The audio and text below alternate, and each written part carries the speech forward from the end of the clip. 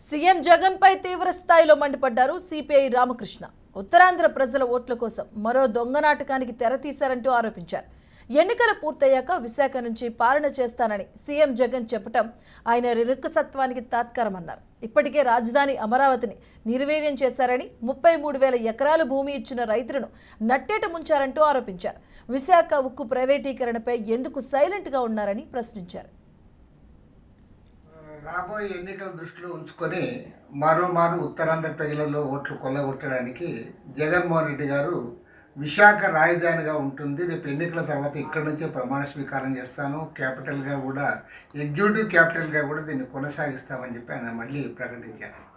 అంటే ఇప్పటికే నీవు ఏదైతే 3 రాజధానులు అన్నావో ఆ బిల్లు ఉపసంహరించుకున్నావు, కోర్టులో కూడా నీకు స్పష్టంగా వ్యతిరేకంగా వచ్చింది. నీవు అక్కడ అమరావతి రాజధాని అభివృద్ధి చేయలేకపోయావు. మరోవైపు కర్నూలులో న్యాయ రాజధాని చెప్పి కనీసం హైకోర్టు అక్కడ పెడతాననే కూడా ఢిల్లీకి ప్రపోజల్ కూడా పంపలేకపోయావు. ఆ రకంగా రాయలసీమ ప్రజలను మోసం చేశావు, అమరావతి ప్రజలు నిట్ట నిలువునా ముంచావు.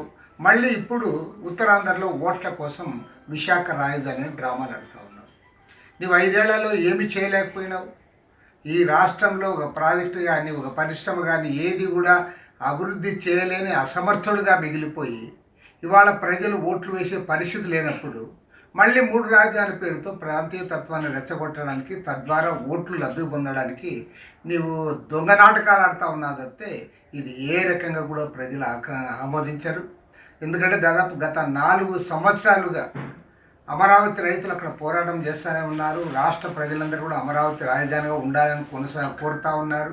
నిజంగా నీవు చెప్పే దానిపై నీకు ఏమాత్రం చిత్తశుద్ధి ఉన్నా నువ్వు 3 రాజధానులు అజెండాలో పెట్టు, నీ ఎన్నికల మేనిఫెస్టోలో పెట్టి ఆ పేరు మీదుగా ఓట్లు అడుగు, మళ్ళీ నీకు అధికారం వస్తే ఖచ్చితంగా నువ్వు పెట్టుకోవచ్చు. కాబట్టి ఏమంటే గతంలోనే నీవు మోసం చేశావు.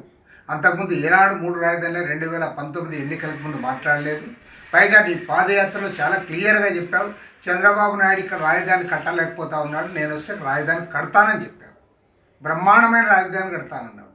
ఆ రకంగా గతంలో మోసం చేసి మళ్ళీ ఇప్పుడు 2024 ఎన్నికల్లో కూడా మోసం చేయడానికి, ఓట్లు పొందడానికి నీవు ఎత్తుగడలు వేస్తున్నావు తప్ప నీ హయాంలో విశాఖపట్నం అభివృద్ధి కాలేదు.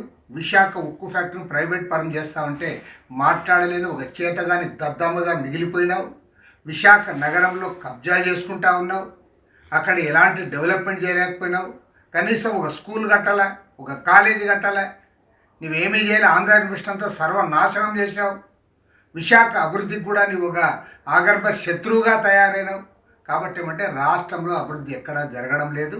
3 ముక్కలాట ఆడి మళ్ళీ ఓట్లు పొందాలని చెప్పి